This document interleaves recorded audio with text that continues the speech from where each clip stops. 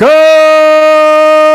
afternoon, everyone. 4 o'clock straight up, a Friday edition of Middays with Q. As always, I'm your host, Rich Quinones. 2 hours to play with. We will take you up to 6 o'clock straight up on this 1st of August, 2025. We are past the dog days of summer. It cooled down a little bit up and down the East Coast, 95 respectively. And we've got football underway last night. Hall of Fame game, snooze fest, unless you took the over. And you got a lot of news going on in the NFL today regarding the Washington Commanders, the Dallas Cowboys, which if you're an Eagles and Giants fan, you kind of just sit back and relax and kind of chuckle and you laugh. But it is indeed a very, very busy Friday edition of Middays with Q. As we like to deem it, it is a What the Frig Friday edition. And it's pretty simple. What made you say what the frig in the world of sports or just in life in general this past week? But we always try to focus on what's going on in the world of sports. As always, get social with me at Rich Q on Q, IG, TikTok, YouTube channel, rebranded to at Rich Q on Q. And we are coming at you on our good friends, Triax57 Facebook page. And as always, Triax57.com. So John Buehler is going to join me in the 5 o'clock hour. As I mentioned, we'll kind of recap everything that went on with baseball and the trades and the winners and the losers. But how about the news of the day on this Friday? And I'm telling you, if you are a fan of the Eagles and you're a fan of the Giants, you're kind of just sitting back and just chuckling right now, because not only do the Washington Commanders have issues with their stud wide receiver, the Dallas Cowboys now have some issues as Micah Parsons goes on social and just says, "Get me the hell out of here." Demands a trade out of Dallas, out of Big D. Here we go. I'm not happy. I'm not content. You're not paying me. All well and good. And then you get Jerry Jones, the owner, who's talking about a potential, not even a handshake agreement, but conversations that you had with a player 3, 4, 5, 6 months ago. And now Jerry Jones, who's the ultimate clown, doesn't want to negotiate or engage with the player's agent. Now, again, that is definitely alienating a player. It's, again, pissing off a player. But now you have Parsons, who goes on X with the "thank you, Dallas." I mean, come on. I'm laughing because I find this on so many levels comical. Like, I understand, standing on the mountaintop and sticking to your convictions. I'm all for that. You should. You really should. If you believe in something like that, then you should sit there and you should just scream at the mountaintop, "This is what I deserve. This is what I've shown you. This is what I've proven. This is what I want." Hey, that's fine, man. That's fine. But you kind of knew with some of these players coming out that ultimately some have leverage, some don't. You look what's going on with Terry McLaurin. Yeah, go correct me, whatever. And he's got no leverage. He doesn't. People think he has leverage, but McLaurin doesn't have any leverage. He just doesn't. He doesn't. Then you've got Micah Parsons. So Micah Parsons comes out and basically says, "I don't want to be here anymore. I want to be traded." Well, here's a couple schools of thought on Micah Parsons and Jerry Jones and the Dallas Cowboys. I understand you're not happy, and I understand you're ticked off because of your contract negotiations. And remember who the Cowboys decided to pay. Prior to, and all those contracts they divvied out, all those contracts they gave out. Now, I will say this. Is Parsons a very good player? Yeah. Is he Lawrence Taylor? No. And in that regard, I believe he's an overrated player. That's number one. I think in a big spot, he's shown you that he's overrated. That's number one. And quite frankly, he's not a leader. He's talented, but he's not a leader. He isn't.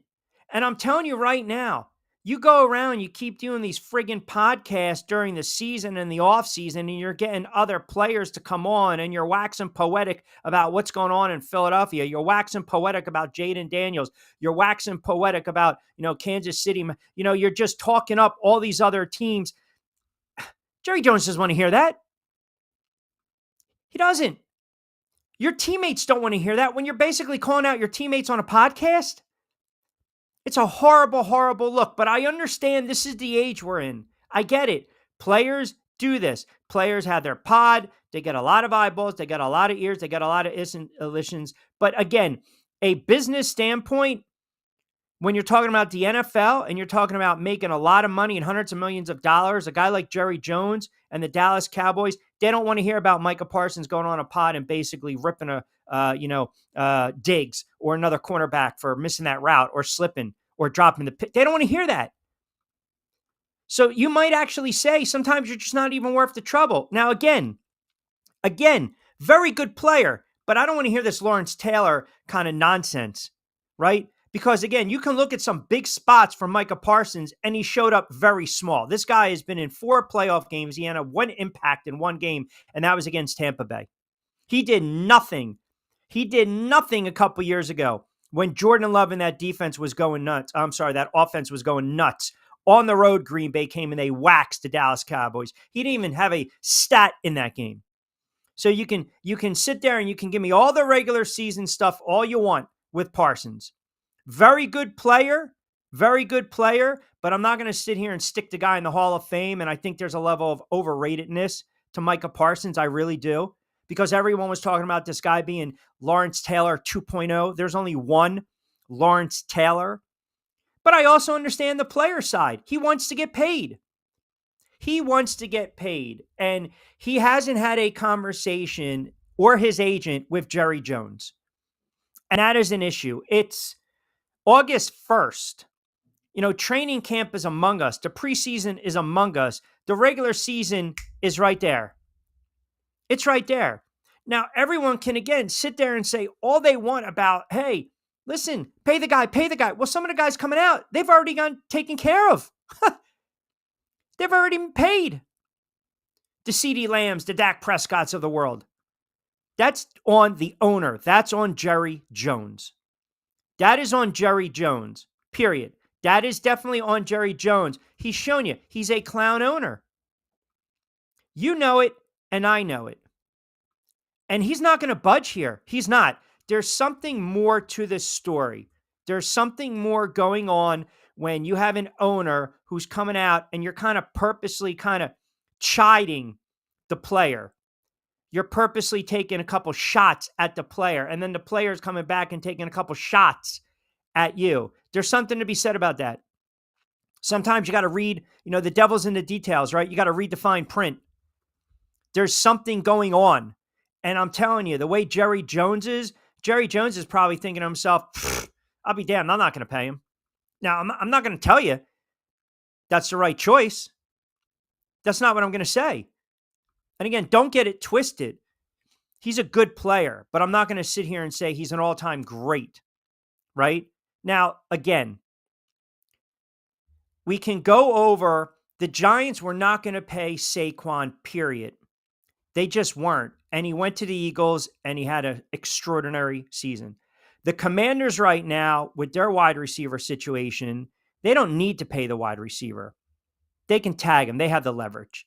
The Cowboys are refusing to pay Parsons, even though they already paid some of their big-time players before. So now Parsons wants out, which is the norm in the NFL. He's looking around and he's basically saying, these guys, you paid these guys, now you got to pay me.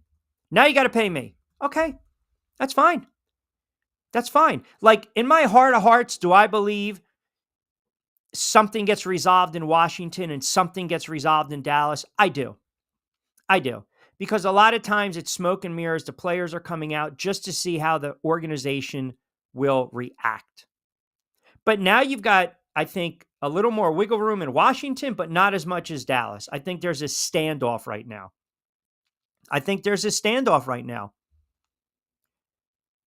Again, very good player, but I'm not going to sit here and say an all-time great, and I think there's a level of him being overrated.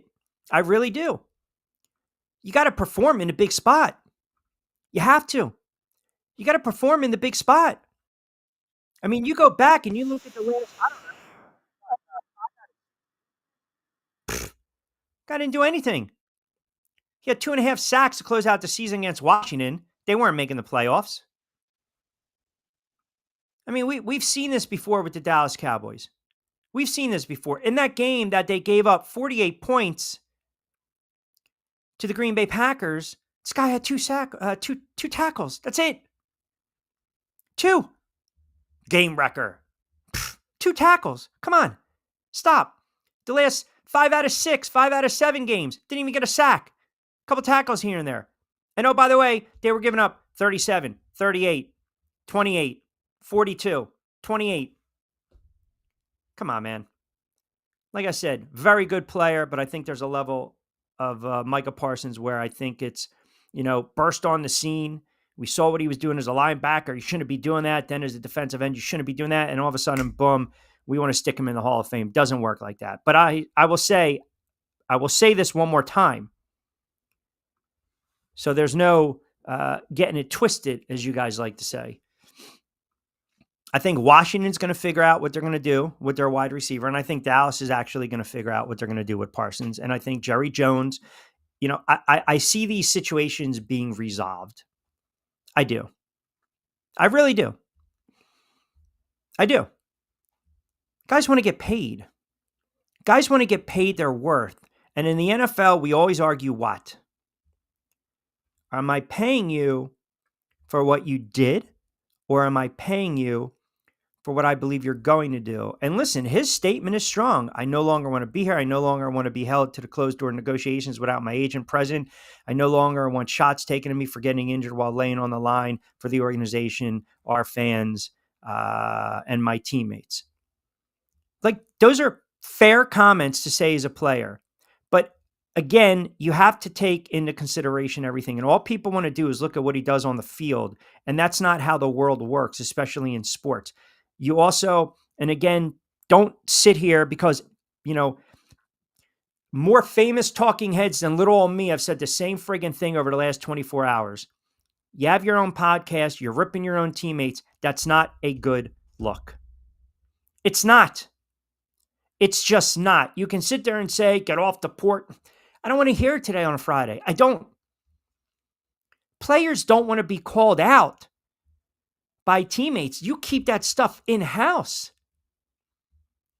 Now, if they trade him, is he going to help a team? Sure. Sure, absolutely. But these are drastic measures because he's pissed off. And I guarantee you right now, Jerry Jones is trying to get through to his agent. So we got a lot of NFL. And oh, by the way, ESPN ruining the last great show with the deal coming on Red Zone. We'll get into that as well. But I want to open up here what you guys have to say. 13 past 4 o'clock hour on a Friday edition, Middays with Q. Let's see what you guys have to say. Is the show going to be heavy on landing spots for your Commanders? I'm just going to call him TM because I always butcher his last name. McLaurin today? Yeah, maybe it will. Maybe it will. You decided, again, here's the other issue, right? De facto. You're sitting there, you start to show off with that comment. Like I've gone back. Every show you're making a point to bring up Washington. Now, as an Eagles fan or the diehard Eagles fan that you claim to be, I do find it a little disturbing that your sole purpose in life and focus is on what's going down there in the DMV. In the DMV, right? Because just come out and say it. You are a Washington fan. Vince says Browns cornerback. No. Browns cornerback, can't remember his name, former college teammate. I'm going with Terry M. Is lobbying for the Browns to go get him. Wow, mid-sentence name correction. Good or bad? Is that a what the frig? Huh. I don't know. I mean, listen, again, it's not the Death Star's Mike. I'll tell you, it's not the Death Star's Mike that, some of you guys chiming in, let's be honest. I got to call some of you guys out with some of your soft takes and comments this week. I mean, and de facto, I'm looking right at you, right? Q, I just talked about this. Jerry is playing games with the wrong guy. Parsons is from here, and this has been in the making. He only showed up to not decrease his trade value. You can't say he's not one of the top 5 linebackers in the league, so he has a ton of value. He's got value. He's got value. He's got value. But I also, guys, we've gone through this, right? This is a situation, let's just call it for what it is. He's a very good player, okay? But I also believe you can be very good and still be overrated and overhyped. You can be. Now, where Dallas is wrong, where the Cowboys are wrong, where Jerry Jones is wrong, he mismanaged the negotiation. That's why said player is pissed. Seriously. Now go back. What did he say last December? Micah Parsons basically said, listen, we don't need to sit there and talk about me being the highest non-paid quarterback in the league. Non-paid what? Non-quarterback in the league. No, those were his comments. He knows.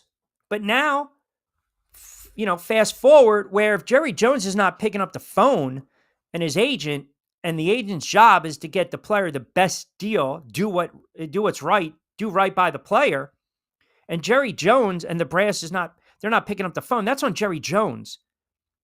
Now the agent goes back to Parsons. Jerry Jones isn't picking up. Parsons gets pissed off. The agent gets frustrated. A deal's not going to be made. It's money's lost. Opportunity's lost. So what does Parsons do? He goes on social like all the athletes do now, and they rip the organization until they get what they want. Sometimes the organization caves. Sometimes the organization doesn't cave in. That's just how it is.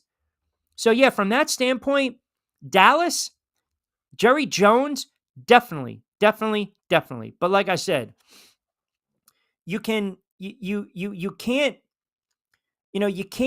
sit there in one breath and say, well, I don't need to be the highest paid non-quarterback in the league. To now turn around saying, I got to be, the highest paid player in my position, or I'm not getting what I want. I want to be traded. Like both right now are in, neither is right. Neither is right. And I just don't think at this moment, listen, you're talking, how much do you believe that Parsons is worth per year?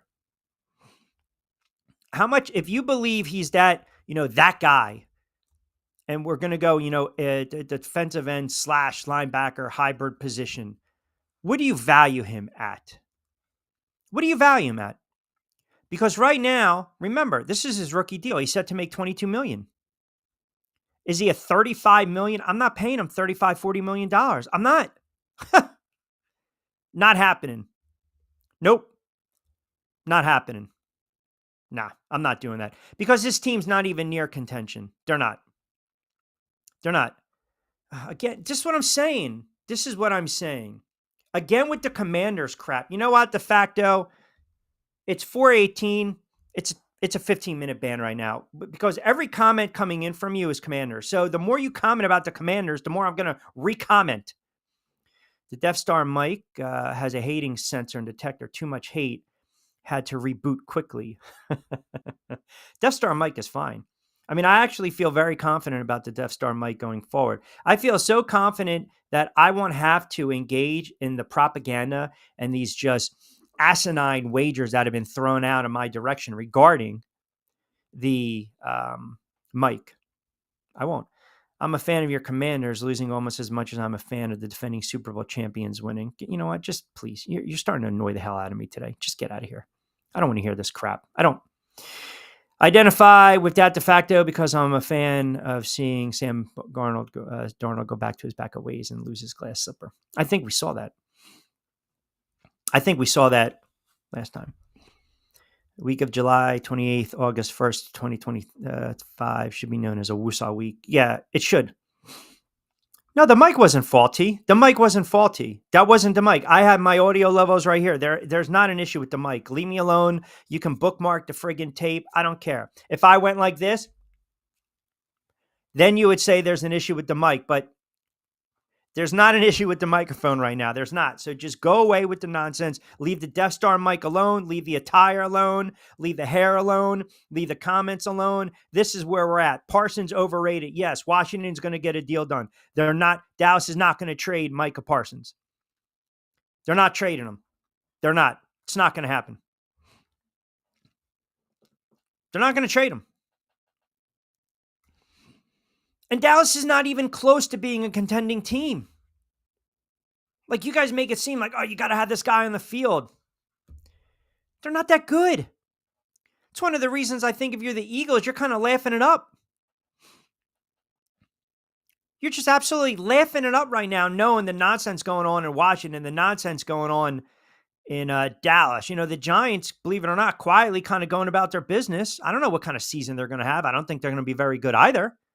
But you're not hearing any kind of crap or noise come out of New York. You know, Russell Wilson, a model citizen. Jameis Winston, you know, good professionals, pros backup. The only storyline coming at is if it goes south, they're going to get rid of the head coach and the GM because they're lame ducks. Philadelphia Eagles, defending Super Bowl champs. I know it's a monitor that they don't want. They don't want that moniker being defending Super Bowl champs, which is kind of a soft mentality, but whatever. But they're yucking it up. And then you got the mess in Washington, and you got the nonsense and the drama in Dallas. I mean, it's an off season for the Dallas Cowboys. There should always be some drama with these guys. Always. There's no static. The static's between your friggin' ears. How's that? Static this. Bold take. Parsons, not Hendrickson, play for their respective teams this year. It's somewhat bold. Somewhat. I like a bold prediction. That's not bad. All right, got a lot of Dallas Cowboys fans squawking in right now because I called Parsons overrated. You know what? Just live with it on a Friday. Seriously. You guys get so soft. Don't you want impact players? I don't need to win by 35 and 3 sacks. How about a game where it's 27-24 and you have that strip sack to preserve the game? I mean, the Miami game didn't do anything. They lost. Buffalo, they gave up 31 points, 2 tackles. Want me to keep going? Eagles game. He played okay in that game. I mean, I can pinpoint a lot of games, but that Green Bay game, they gave up 48 points. He did nothing. He was neutralized in that game. So now you're going to sit there and demand $35, $40 million. I'm not paying him that money. I'm not. I'm going to pull up a list. Now we're going to call it. Let's just all agree at this moment. See, if we go defensive end, then you have a stronger case for that money than you would say linebacker, right? Because he's the hybrid. But I'll pull up defensive ends and we'll compare and we'll go through that as well. All right. 22 past the 4 o'clock hour. We'll take a quick time out on this What the Frig Friday. MLB trade deadline has come and gone. Yeah, I'm a little cranky today on a Friday. I really am. Weather broke, which is fine. I don't have a problem with that. Static is good. Microphone is good. Drama in Dallas. Stuff going on in Washington. Eagles fans so concerned about the Washington Commanders as if they are renting space in the Eagles' heads right now. We got to get into that as well. All right, keep it locked and we'll take you up to 6 o'clock straight up.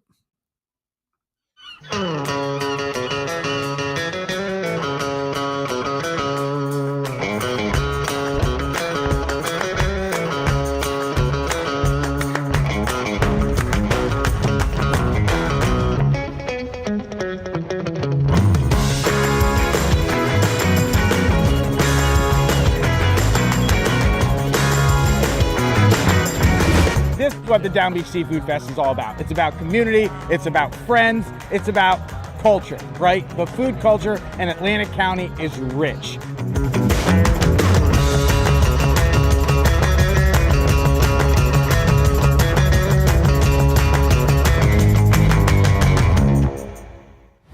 Hidden in an abandoned campground in South Jersey lies a mystical encounter with booze and spirits, where bonfires burn, shadows dance, and flavor favors the bold.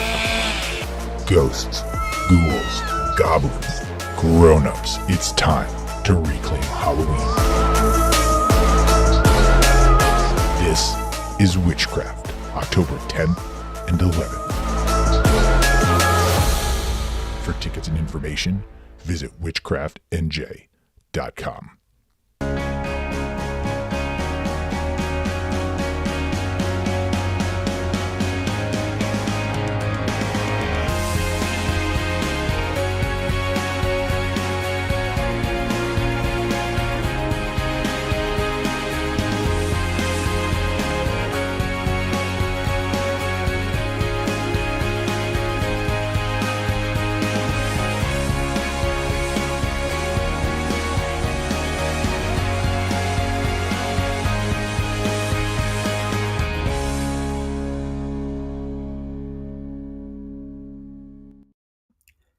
All right, 26 past 4 o'clock hour. We'll take up to 6 o'clock.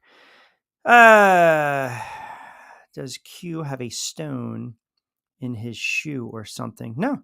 I think you saw the D team this morning taking it out on us. The guy in this Carnival commercial sounds like Mike Tyson the first few seconds. You gear him. I mean, really? Seriously? Come on. Leave the spots alone, will you? Leave my guy Bruce alone. Leave our paid advertisers alone. Leave me alone on this Friday. Chimes in Wilmington. Q, you know I'm a diehard Dallas fan. For you actually say Parsons is overrated is absolutely clown talk and jackass talk, as you say. They're going to pay the man because the man's well worth it, and the Cowboys are going to win 12 games this season. Delusional. There we go. Always the delusional Cowboys fan who decides I'm going to chime in and just kind of try to wax poetic. Cowboys are not winning 12 games at all. They're not. I don't know why you guys believe. You look at this roster and you believe that the makeup of this team is a 12-win team. You're absolutely kidding yourself. If you want to think that, go right ahead. If you want to think that, that's fine. You're a fan. You want to be optimistic, be optimistic. You're not being realistic, though. You're not. You're really not. Now, for the Commanders haters out there, wouldn't it be something? Now, would the Dallas Cowboys even entertain the thought of trading Micah Parsons within the division? Like, what are you giving up? That would be absolutely just maddening. But what are you giving up for Micah Parsons? Go ahead. If you guys just have your pulse on Micah Parsons and his value and his worth. So let's pull up right now.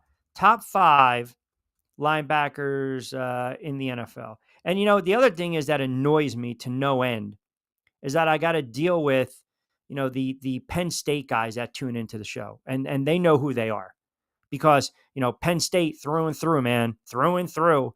They're going to support their guy. That's fine. Support all you want. But all I'm saying is I don't put him just yet, on that LT type of level. I just don't. And I think sometimes we look at these guys and we overvalue them and we get sucked into the stats at times, especially on the defensive side of football. Like, does anyone think Diggs is an all-time great DB? Why? Because he had a bunch of pick sixes? Kids got burned a lot. Parsons is a very good player, but I don't know what he's worth. I mean, what would you pay him right now? Let's say you paying him $30 million a year as a DE. You going to pay him that $30 million? You're going to pay him 35? Are you going to pay him 40? I'm not. To me, he's right around 20 to 24 million dollars. Like, I can live with that. I'm not paying him 30, 35, 40 million dollars. I'm not.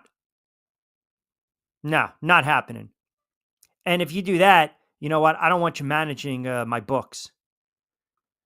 Goddard and a third rounder for Parsons. You're not getting Parsons for a third rounder. You're not. You're not. If Parsons and Hendrickson get traded, then you have to allow Man de facto myself log on and close a Football Friday show and give picks. No, it's not happening. No one gives picks on this friggin' show except me. Get out of here with that nonsense. And I don't need de facto marking the tape.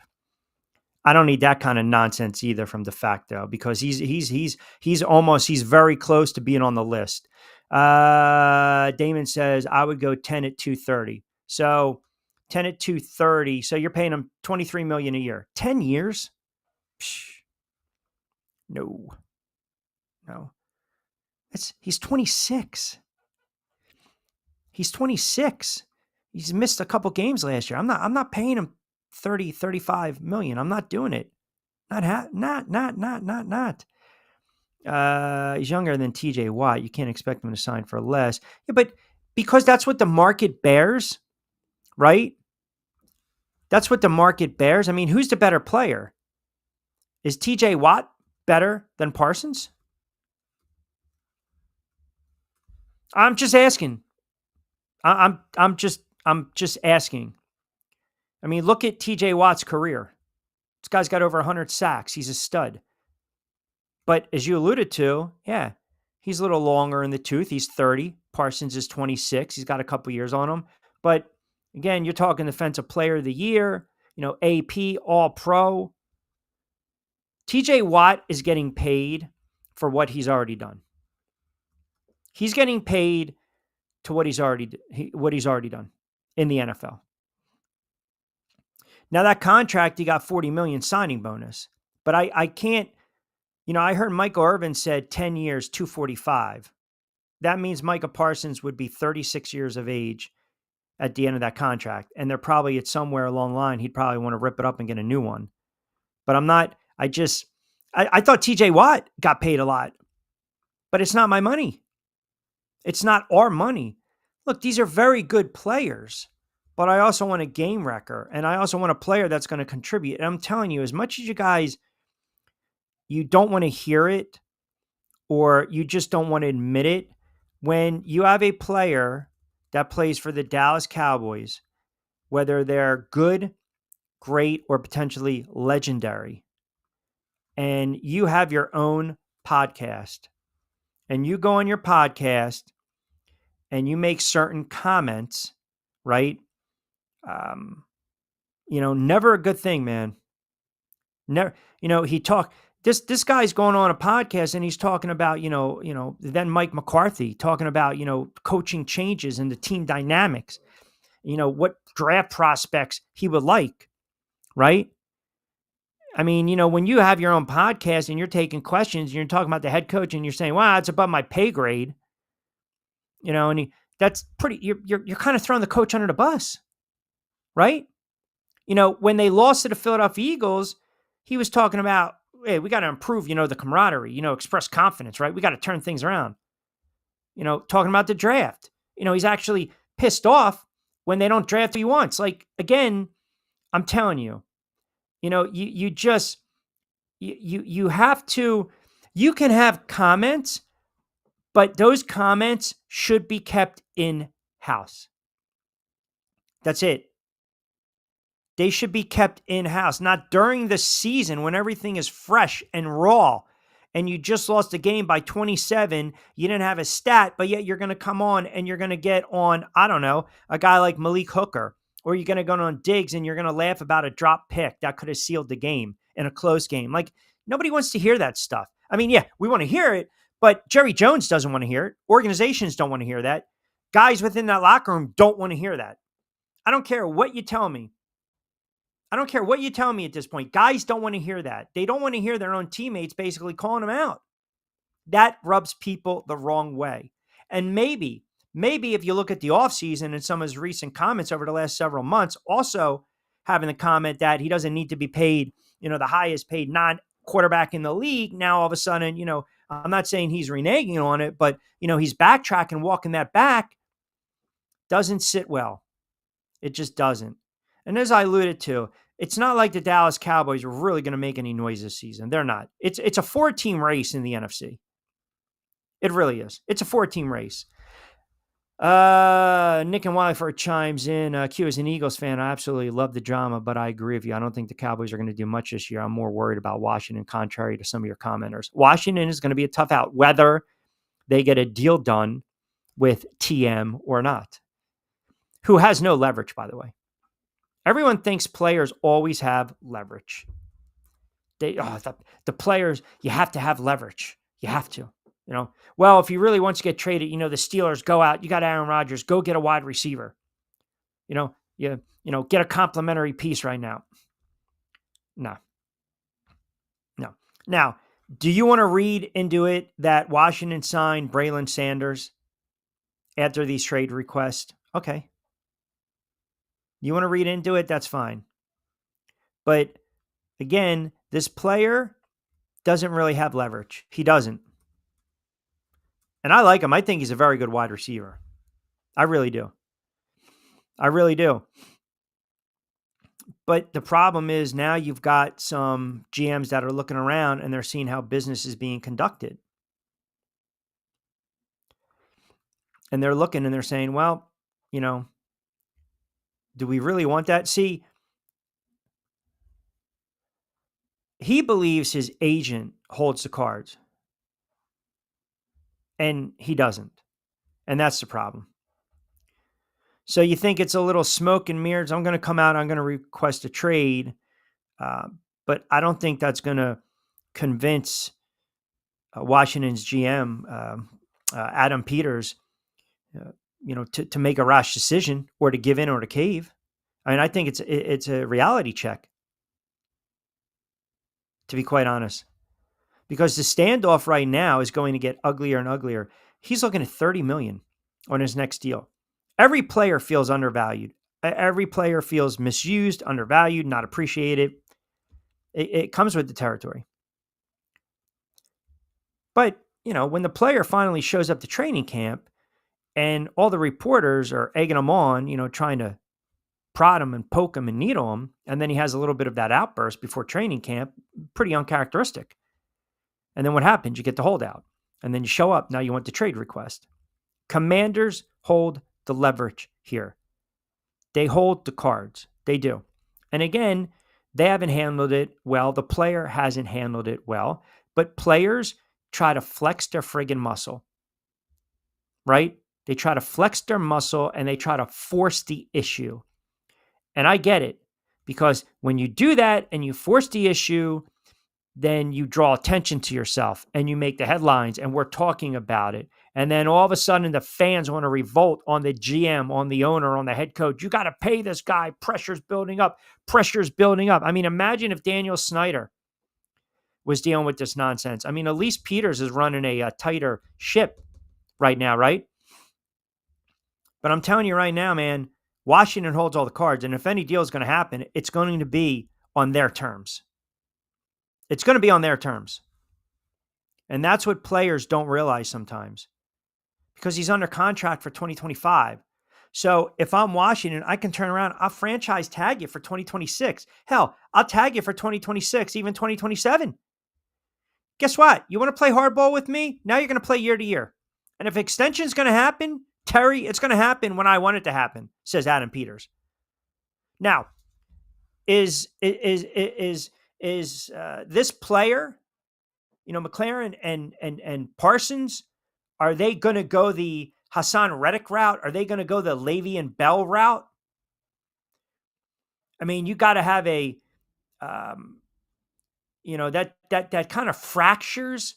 If I'm with one team for a long time and there's a mutual respect there, aside from what's going on at this moment, that kind of, if you almost fracture that, right? It's like the a game of chicken. Your cars are coming down this way. Which one's going to veer off first? We're going to see who's going to make that first move. But I think at this moment, the difference, I think with the Cowboys, they're looking at their owner, or the Cowboy fan base is looking at their owner for not picking up the phone. Well, I should say this. Let me edit this. There's a sentiment of Cowboys fans that will say, you know what? Parsons is overrated. We're not going to pay him. Trade is Heine. Then there's going to be a divide of other Cowboys fans that are coming out today or last night, early this morning. And the ones I know of, this is purely on Jerry Jones. He shouldn't have said what he said, and he's mishandled the situation. Okay, that's one school of thought. Then you look at what's going on in Washington, where they do have a little bit more wiggle room and the leverage. See, Dallas fans, they're going to start to push back at Jerry Jones, say this is why he needs to sell the team. He's never going to do that. This is why we're never going to win with Jerry Jones at the helm, because of this clown stuff, the mismanaged stuff. He doesn't know how to keep his house clean. It's always dirty. In Washington, well, we know what the wide receiver's doing. We know what Terry's doing. He's trying to force their hand a little bit. Different regime, different animal. Peters is not going to fall for it. So we can tag and tag again, and then the wide receiver is going to have to live with it. Like, that's kind of the difference right there. And quite frankly, you're going to start to, you'll start to get that pushback. I don't know exactly what they're saying 100% down in DC, but I know some Commanders fans, and I know some guys down there in that market, they think a deal is going to get done, but they also understand that it was misplayed by the agent and the player because there's no leverage. And that fan base, I think, is, looking around saying, we got a really good thing here after we drafted Jaden Daniels. We cleaned up the culture. We got rid of the toxicity. We have a really good head coach. We played winning football. Hell, we made it to the NFC Championship game. Let's try to get something done. If we can't get something done, you trade them, next man up. In Dallas, it's just par from the course, because this is what the Dallas Cowboys do. This is what the Dallas Cowboys do. And this is what happens when you have a ton of high-priced players on your roster. Their contracts are absurd. Prescott, $60 million. CeeDee Lamb, $34 million. They got the defensive tackle, $20 million. Diggs, $20 million. Steele, $17 million. Ferguson, the tight end, $13 million. I mean, just put that all, throw it in the blender and mix it up, right? So they've got their issues. They've got their issues. Now, I don't ultimately, man, it is ego. It really is. And I just think Jerry Jones, he's made some comments about Parsons. He's taken a couple shots at Parsons. That's not what you want to do. I mean, it's almost, when a head coach or a GM is Jerry Jones, he's the only GM, or the owner, I should say. He's the only owner / GM in professional sports that does press conferences, that speaks before, during, after games. No one else does this. He goes on local radio. No one else does this. But that's Jerry, because he's got the ego. He's a billionaire. It's the Dallas Cowboys. It's a star. It's a recognizable franchise, right? But he says things at times. Everything he said is going to be stuck and put and placed under the microscope. So when he's kind of chiding, right, a player, that's not good. That's not good. It's a bad look. It's not, professional. Now, you can also say that, again, what he was saying was accurate. What he was saying, when you're talking about a player that's hurt, there's a bit of validity in there. But it's, he said, she said. Whose side are you going to take? Whose side are you going to take? Obviously, this relationship is deteriorating. By the way, and it also brings me up to something else. I mentioned this, I would say, 2 months ago. And it's apples and oranges, but I did want to bring it up. So the Browns, it's well documented, right? How they have a quarterback issue. There is a sentiment right now that the Browns themselves are sabotaging their own quarterback room. And I said 2 months ago, I wouldn't be shocked if, they cut Shedeur Sanders. It would not shock me.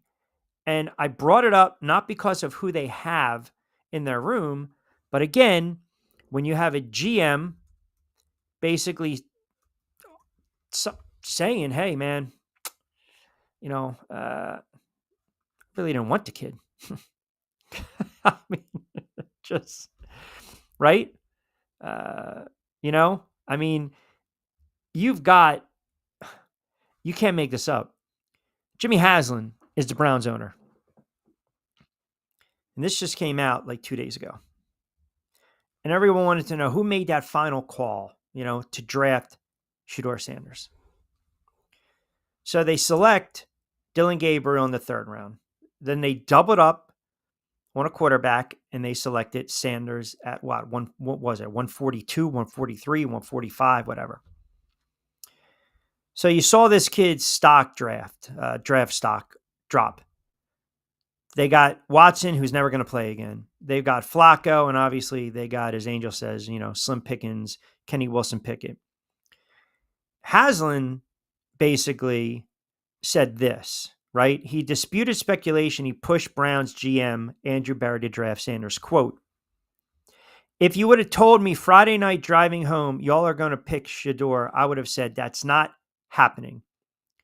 But we had a conversation early that Saturday morning, and then we had a conversation later that day," Haslam said, per Cleveland.com. "I think we had the right people involved in the conversation. And at the end of the day, that's Andrew Berry's call. Andrew made the call to pick Shedeur."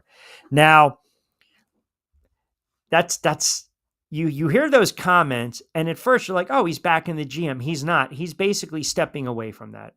He's stepping away from that. He really is. Because the teams showed a lack of interest by passing up on him consistently. But the reason I bring it up is because now you've got a situation where you've got an owner almost throwing the GM under the bus and almost kind of taking a step back saying, if this quarterback room implodes, it's on you. And that's one of the reasons that if you listen, not that you would, but if you go and listen to, sports talk radio in Cleveland, I mean, it's polarizing stuff talking about the quarterbacking position, right? It's polarizing. Jerry is a buffoon. Careful, Q. You're opening the conspiracy door. You already know, I think, and thousands think that was funny business around Sanders and the draft. There's no conspiracy here. I brought this up, Vince, because I'm telling you, I believe when it's all said and done, the kid's going to get cut. That's just my opinion. I think the kid's going to get cut. I'm not going to tell you that Cleveland is sabotaging him. I'm not going to tell you that the kid slipped, because of X, Y, or Z. I know why the kid slipped. I believe I have a theory on why he slipped. And I told you, I believe there were too many red flags. And they saw enough on film. And the fact that he was very confident in where he wanted to go or said where he's going, that rubbed teams the wrong way. Now, if you guys want to bring up the other issues, fine. I'm not going to entertain it on a Friday. I'm not, because we've already gone down that rabbit hole. But when the owner comes out and basically says, I don't want the kid, he's putting it on the GM and the head coach who's already going into the season on the hot seat. And I think what they want to do is, and it has nothing to do about the kid, Shedeur Sanders himself. If his name was Joe Schmo, same scenario, same situation, top 5 draft pick, and all of a sudden he dropped, we would have the same conversation. The point is, it's now an owner separating himself from a GM who's now probably also going to put it all on the head coach to make a decision. The head coach is a lame duck. That head coach might not make it through the season. So it's a tale of how these teams are being run. Washington, they know we've got leverage. Dallas is Jerry Jones. He's a buffoon. But yet the player didn't handle it. Jerry Jones didn't handle well. And then you got Cleveland that has 5 quarterbacks. And they have no idea what the hell to do right now. Sanders, Watson, Gabriel, Flacco, Pickett. And you have a head coach that's fighting for his job. So the conspiracy theorists will come out and say, why are they not starting Sanders? He's an upgrade to Joe Flacco, when everyone knows Flacco's a veteran. If I'm a head coach, I have to go with the guy I know. I have to go with the guy I know because I don't want to lose my job. So if that implodes and they decide we're going to get rid of Stefanski, well, then the GM's going to turn around and sit there and say, well, hold on a second. I wasn't really backed with this draft pick. So the kid was set up to fail. It's going to be a mess. It's going to be a mess in Cleveland. It's going to be a mess. It really is. It is. And you almost, to some extent, it's like, man, I want to see the kid. Cleveland's not the good spot for him. It's just not. But no team wanted to draft him. And I'm telling you guys, you don't want to hear this. You only want to see the black or white of this argument, of this debate. When you have these interviews, or you don't interview well, or you don't want to interview, you don't want to do workouts, you're kind of on the fence with the team if there's an interest or a flirtation, that rubs GMs and head coaches and owners the wrong way. You should always be ecstatic if you're going to get drafted. And I get it. My guy Eli kicking and screaming. I get it. And I wasn't a fan of it. It just so happened it worked out because he won 2 Super Bowls with the Giants. But I'm saying owners don't like that. They always want the rah-rah, man. You're not going to sit there and go to a place and say, oh my God, I can't believe I'm going to go here. You might grit your teeth, right? You might grit your teeth and be like, ugh. And this is one of the reasons that these radio hosts are getting so heated, because there are people that have come out and they're saying that the Browns are trying to sabotage Sanders because he hasn't received reps with the first team offense during training camp. And then you got guys that actually cover and follow the team, and they're like, no. Like Ken Carman's on 92.3 The Fan.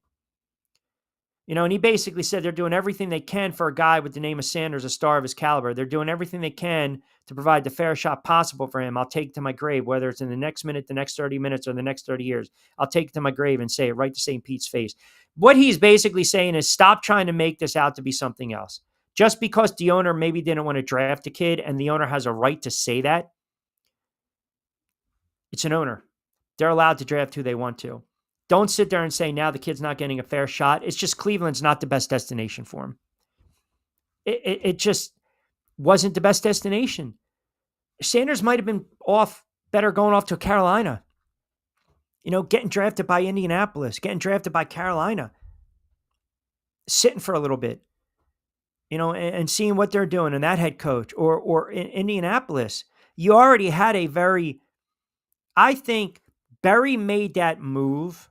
This is me, because he also knows that he's on the hot seat, and he had to do something that would cause a buzz, right? Because we're talking about it. Get more cameras and eyeballs out to Browns training camp. Have the talking heads on the mothership or Fox or XM talking about Sanders, slinging and have an opportunity to, start week 1. I don't see it happening.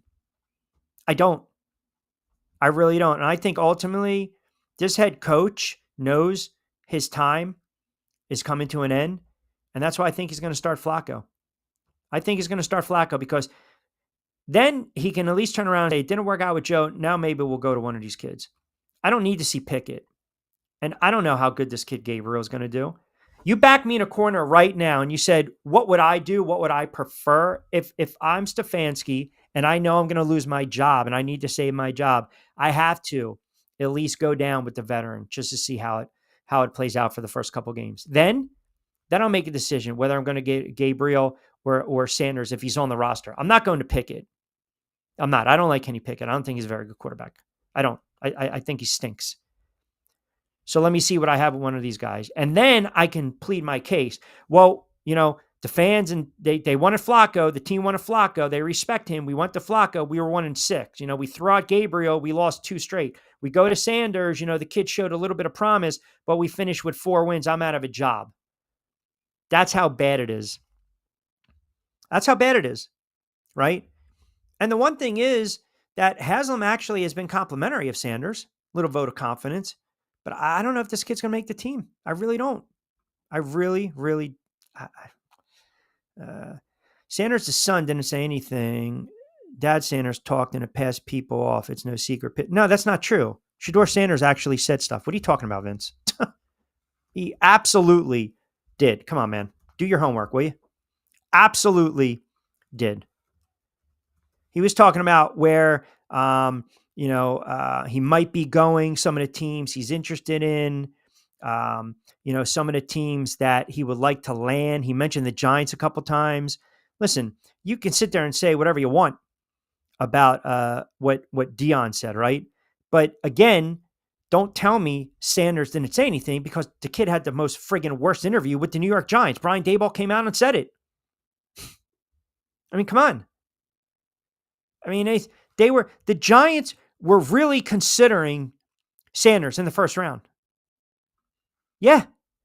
But then he met with coaching staff and he just turned off Brian Daboll. So you're going to tell me that you were in that meeting? You were in that interview? It's like the argument I had with people years ago. Why isn't Eric Bieniemy getting a job? Well, he's rubbing people the wrong way and he doesn't interview well. He doesn't interview well. If you rub people the wrong way, you will not get a job. Don't you get it? You go sit there and you interview. And you're sitting there and you're cocky and you're arrogant during the interview process. You think you're going to get a return call for interview number 2? You're not. You're not. So you want to pin it on Dion. But the kid didn't help himself. He didn't.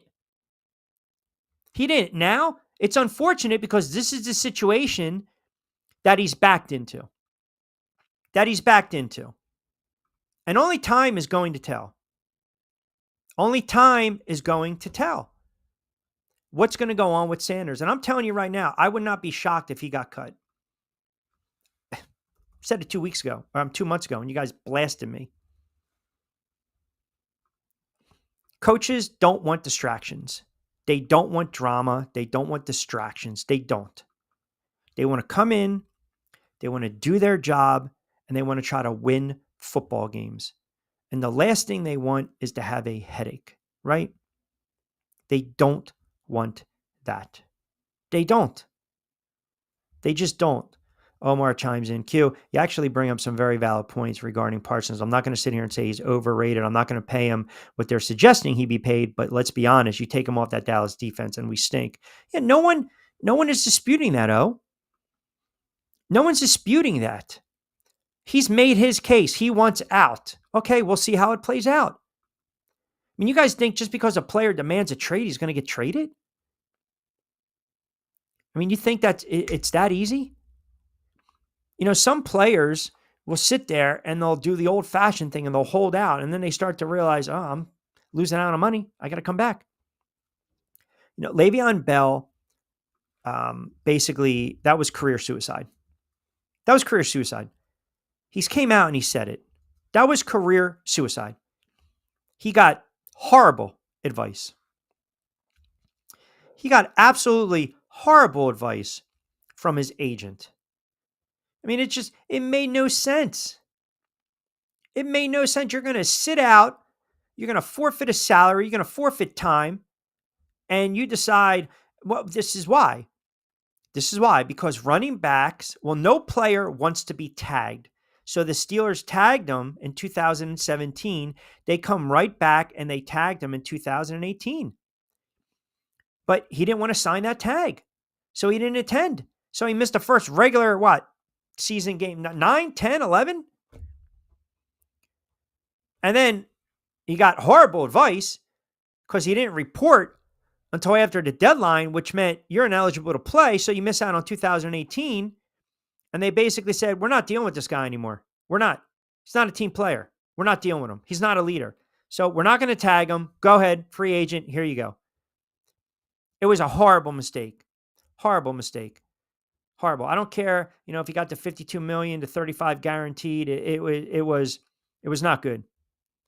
Never the same player. Bounced around Kansas City, Baltimore, Tampa Bay. Never the same player. And it cost him. And he's come out and he said it was a major mistake. I got bad advice. I should have went with my gut. I should have showed up and I should have played, in hindsight. But it was a bad holdout, man. I don't think we're going down that route with some of these players. I don't.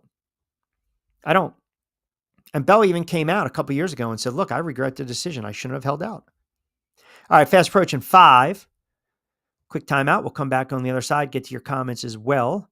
What does Vince have to say? 5 o'clock. Sanders, the son, said only positive things about any team that he was asked about, and do your homework about Sanders to me is crazy. Come on, man.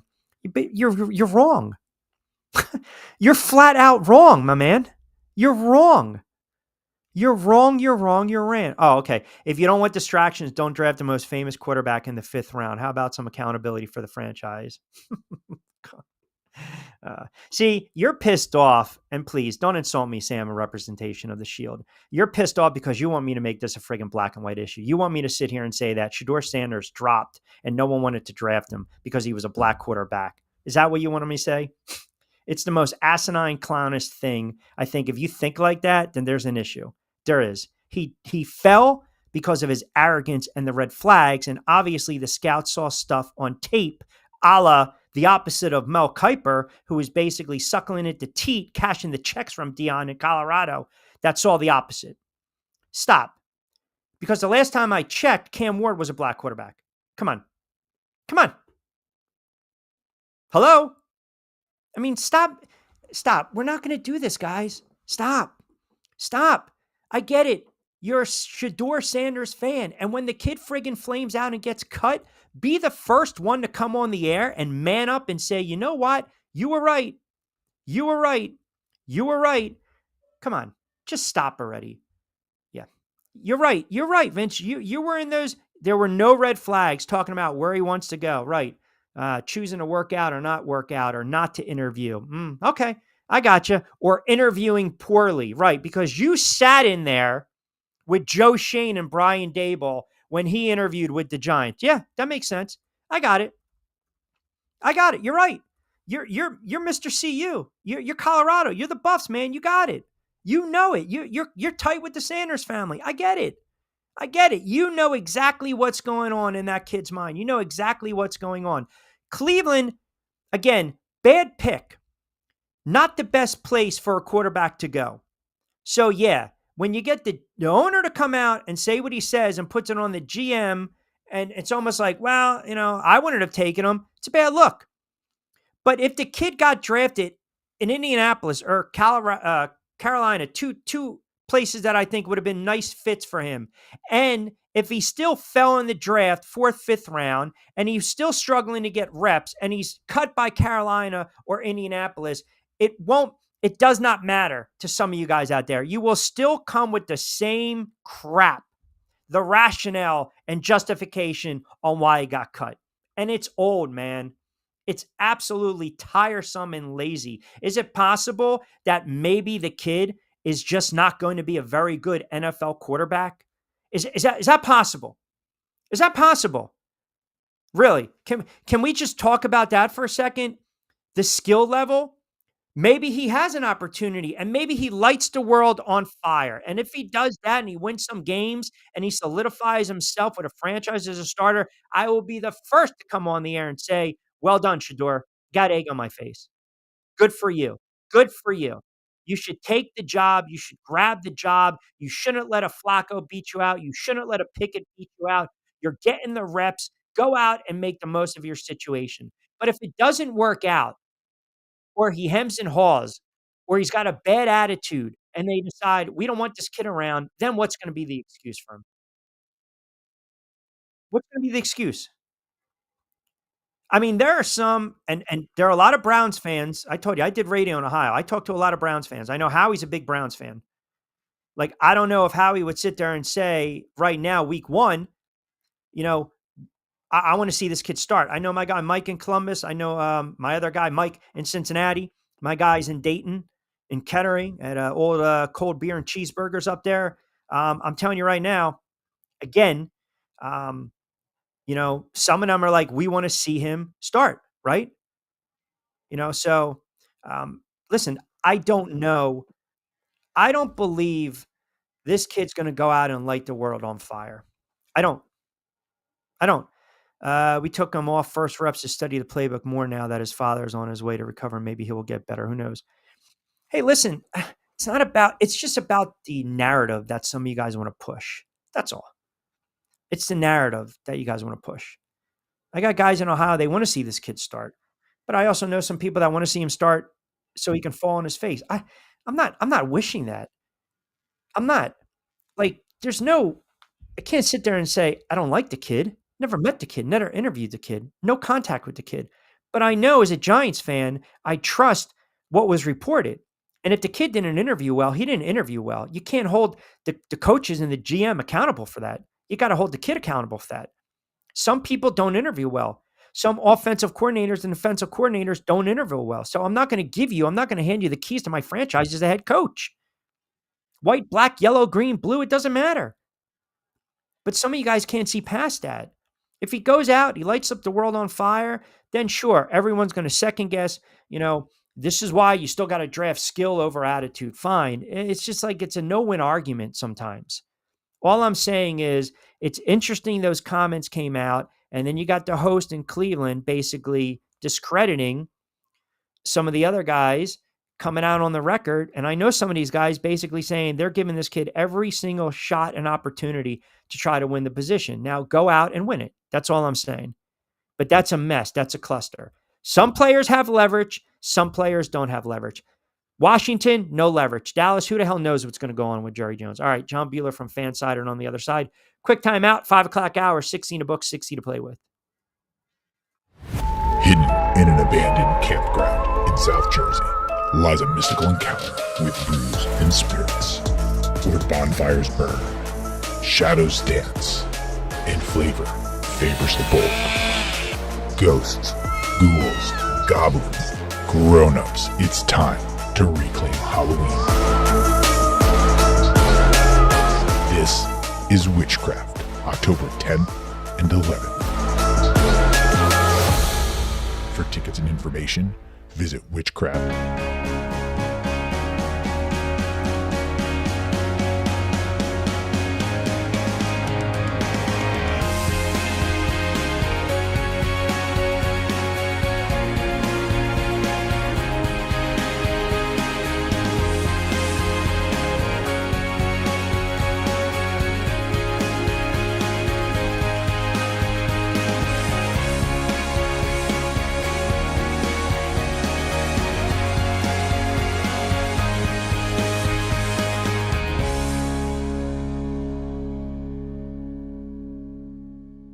Hi, I'm Bruce Pesco. I'm very fortunate. Years ago, I found something that I genuinely like to do, and it's something that helps other people. What I do is help people transition from traditional health insurance into Medicare. I've been doing it here in Atlantic County for more than 20 years. If you're getting ready for Medicare, call me for a free consultation. 609-484-9800.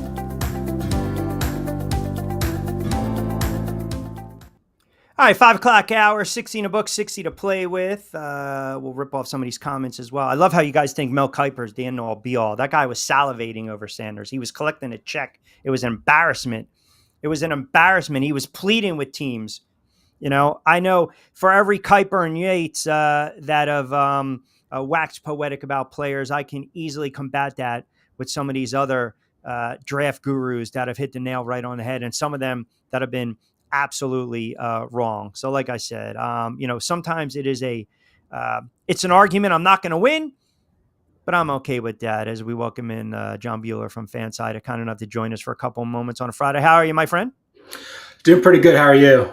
I'm doing well. I was, I know you were in the little Q room before we punched up. We were just talking about some of these players with the leverage and the situation going on in Dallas and then Washington. And then, the talking heads up in Cleveland basically discrediting a lot of people saying, well, hold on a second. This kid's been given an opportunity. Now he's just got to run with it. If he doesn't, then he might not even be on an NFL roster. Let's start with what's going on with Dallas and Micah Parsons. I mean, I think ultimately Jerry Jones misplayed his hand, but I also believe there's a sentiment of me that feels as though with Parsons, because he's doing all the regular season, podcasts, and he's, laughing it up and yucking it up and calling out some of his teammates and, coaches and scheme. I think after a while, owners, GMs, head coaches, they don't like that. Teammates don't like that. Now, I'm not paying him $30, $35 million a year. I think he's somewhat overrated, but he's still a very good player. And I know I've got killed for saying that.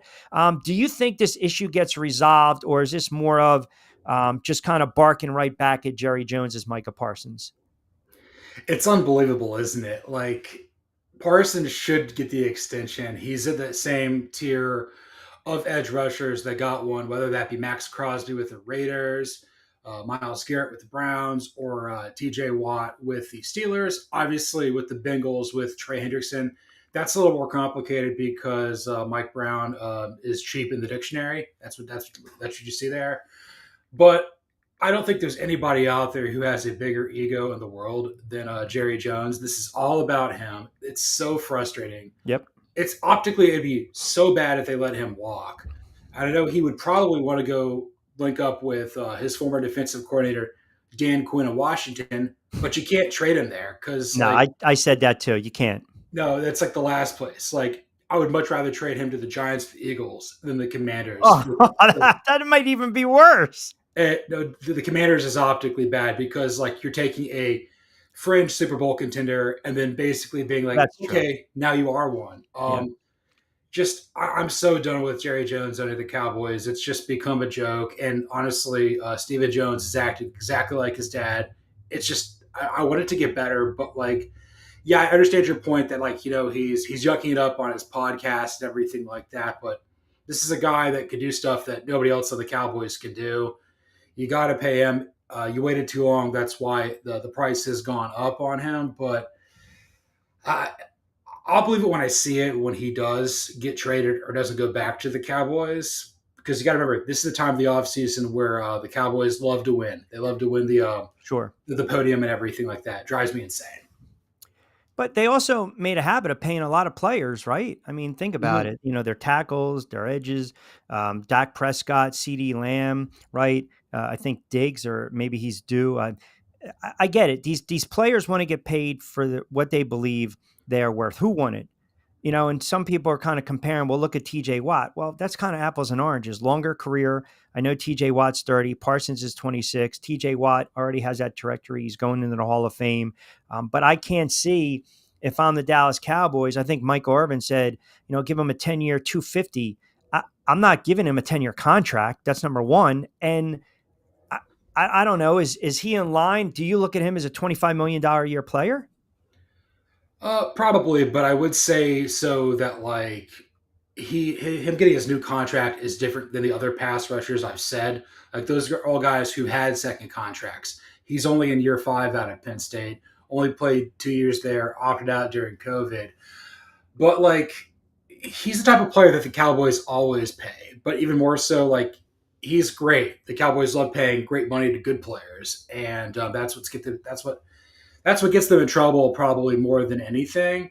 But I just think optically, like if you don't pay this guy, then why does anybody like want to step up and give their all for the star anymore?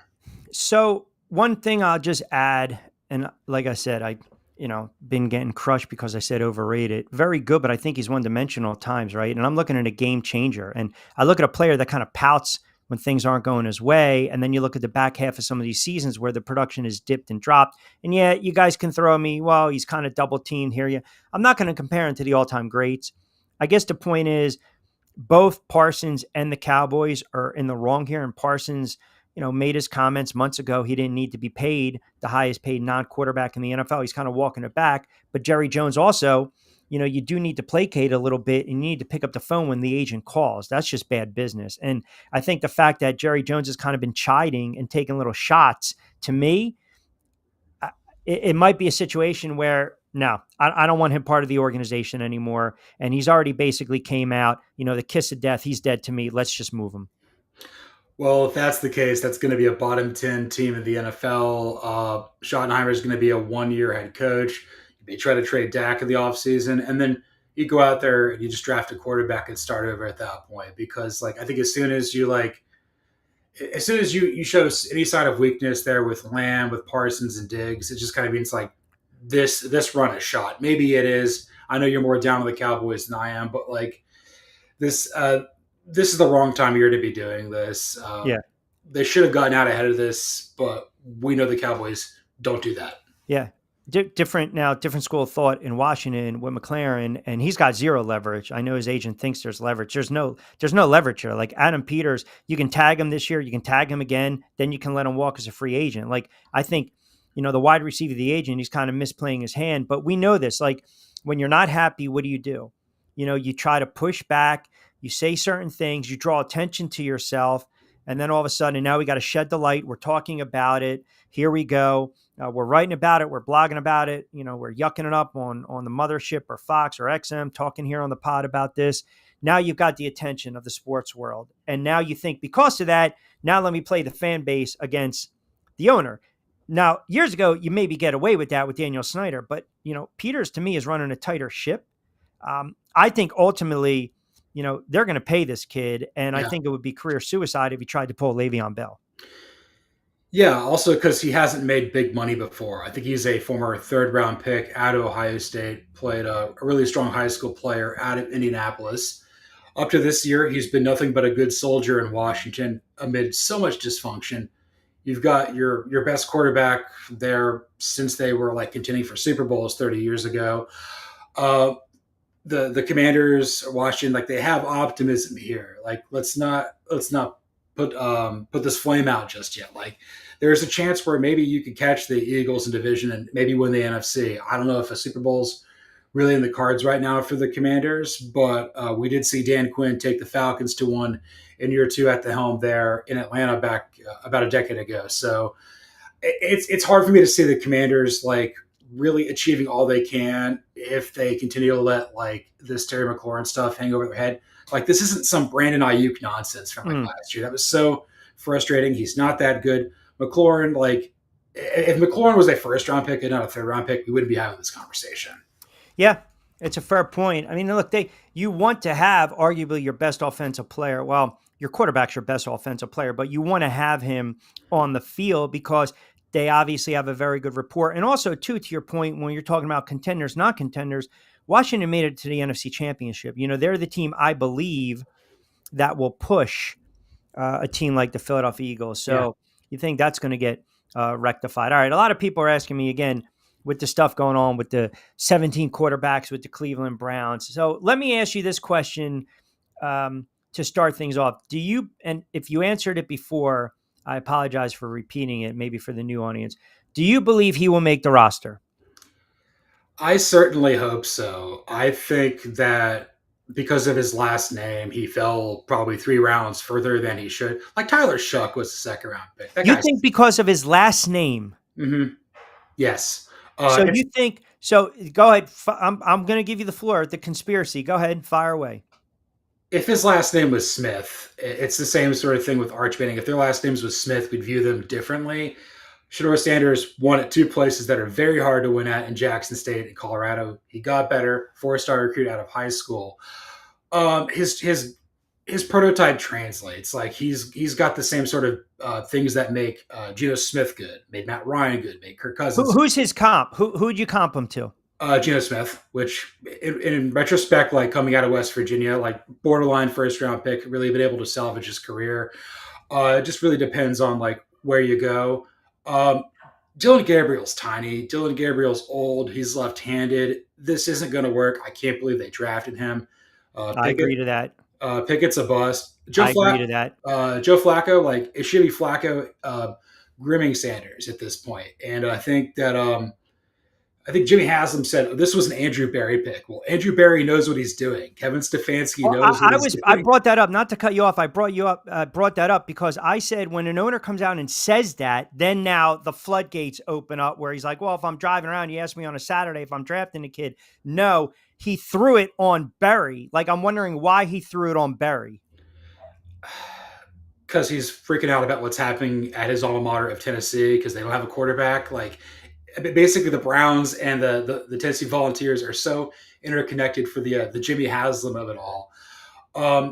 Just when you think the Browns have it figured out, Jimmy Haslam puts his stick in the spoke of his bike and just flips over and then blames somebody else. I don't know why you would do this to Berry. If and when the Browns don't make the playoffs this year and he decides Kevin Stefanski, Andrew Berry are gone, they're going to get hired immediately. I don't know. I would much rather have them running the New York Giants than their current operation right now. So sticking with your points, and I respect your points on this. If that's the case, so you know that the kid drops, and everyone has their theories on why he dropped. And I still believe, I don't know, look, I watched him play, but I'm not going to sit here and say I watched Jackson State. I'm going to be honest, but I watched Colorado because I kind of like Deion Sanders. We thought it was a lightning rod, and we talked about it a lot prior to him taking that job and, telling all the kids, hey, half of you aren't even going to be in this room in a couple of weeks, right? So I thought, oh, here we go. Like, the kid can play, that's college, but it doesn't necessarily translate to the NFL. And this is not a knock per se on the kid, but by all accounts, if you're not interviewing well, if you have some red flags, if you had an attitude, it doesn't help. Yes, that Deion made the comments, so some people will take that and interpret it as this is the NFL's way of sticking it back at a Hall of Fame player. I don't know if I believe that. I think it's more of trying to humble the kid a little bit. But ultimately, if a team wants to draft him, a team will draft him. They have that right. I feel as though sometimes we grasp at too many straws here when we're talking about a kid like Sanders. Like, ultimately, if he doesn't make the team, what does that tell you? If he gets cut and doesn't get picked up, what does that say? If he doesn't make the team, that basically means that his talent right now is not good enough to merit the nature of being on a team with such a high profile backup.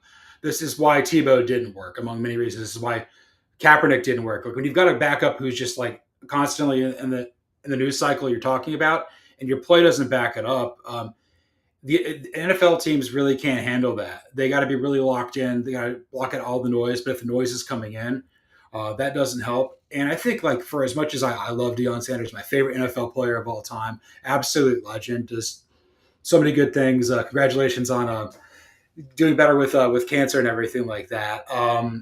It's just like everybody's afraid, like the owners are afraid, oh, it's going to be daddy ball. And then Coach Papa Prime's going to come in here and say, like, why is my son not starting over this scrub you have at quarterback? But hold on a second.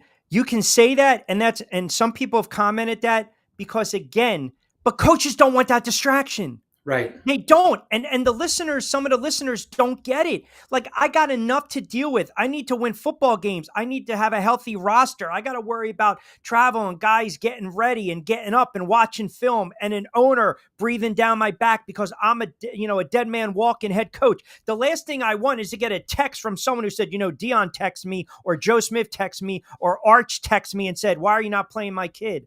But some people don't want to hear that. They think it's, head coaches, they can't afford to lose games. Right. If they lose games, they're fired, period. And they're out of a job, and then they lose their livelihood. So I'm kind of glad you mentioned that. And I appreciate, again, the commenters bringing that up. But ultimately, I also believe father, son didn't help each other out. It was like a blessing and a curse. Like, you did some cool stuff together, but also, like, it's just such a media lightning rod that it's, even if you're a casual fan of both NFL or college football, like, you're going to watch because it's Coach Prime. Like, it's just different. Sure. Like, everyone's going to watch Arch against Ohio State. And then on Monday, on Saturday, if he stinks it up, we're going to call him a bust come Monday. But if he goes 20 of 28 for 388, we're going to say the kid's next coming of Christ. Or we might say the Big Ten only gets like one team into the playoff. But either way. Right. Either way, yeah. If you were the Browns, who would be your week 1 starter? Joe Flacco. You got to win right away. Thank you. It's exactly what I said, especially if you're on the hot seat. Yeah, plus he is the guy that was your quarterback down the stretch amid chaos in 23, got you to the postseason. Like, the guys in the locker room know he's good. If you get like guys like Myles Garrett or like his endorsement of this guy, like, you'll be all right. Yeah, that's another point. That's a really good point that you bring up. I just think it's fun to debate and talk because I think there's this perception, like, I never want to see someone fall flat on their face. If I don't like a player, I don't like a player, but it's not a personal thing, right? I mean, there are some players that you listen to them speak over the years and you're like, this guy's really a jerk. He's a clown. He's not a good dude, or their actions off the field. I'm curious to see if this kid, say Flacco goes out, he stinks it up. They're 1-3, 1-4. We both believe Pickett, even though he's banged up, no. Gabriel, maybe they do hand the ball if Sanders makes the team, and they hand the ball to Sanders and they say, okay, here you go. We're going to give you 4, 5, 6 games. it doesn't matter. You're not going to win with the masses because someone's going to turn around and say, well, that's not fair. That's a small sample size. And then the others are going to say, well, wait a second. He got his shot. He didn't make the best of it. It's like he's such a polarizing kid. It's almost like Bronny James. Like Bronny James, which I know it's apples and oranges, but when Rich Paul basically comes out and tells teams, don't draft this kid, because if you draft him, we're not going to do business with you. And LeBron orchestrates it. It's a train wreck. We kind of want to see it, but no matter what, we're always looking at this kid and we're trying to look at him as a man, but we can't because we're too busy thinking about who his dad is. And that's the one thing I will say that's kind of unfair to a Bronny James and Shedeur Sanders. Like, we have to be able to just put it under the microscope and compartmentalize it and say, that's Shedeur Sanders, the quarterback who happens to be Deion Sanders' son. Totally agree. Yeah. Yeah. All right. Baseball. I'm curious. I put it up on the ticker, the stat. What the hell happened with your Braves the other day? Would they score 8 runs and then give up 26? That's so soul crushing for the Reds because they think that they kind of sort of maybe might get like that wild card spot, and then you lose to my cluster of a baseball team when Dylan Lee just completely falls apart. I saw this like on social media. It's like, yeah, they gave up an 8-run lead. It's going to extra. So I'm like, great. It's unbelievable. Can Liberty Media just sell the team, please? Can we get back to a single owner and have accountability? Like, it hasn't been the same franchise since Ted Turner sold it, and I hate it. Hey, listen, there are some teams though, like your Braves. I mean, look what's going on in Baltimore. How about the Twins? I mean, how would you like to now be in that dugout, man? Yeah, that is not even a fire sale. That is like they burned the whole castle and the kingdom down. I mean, they traded everyone. I mean, they signed Carrera to a 3-year, $105 million deal, 2022, right?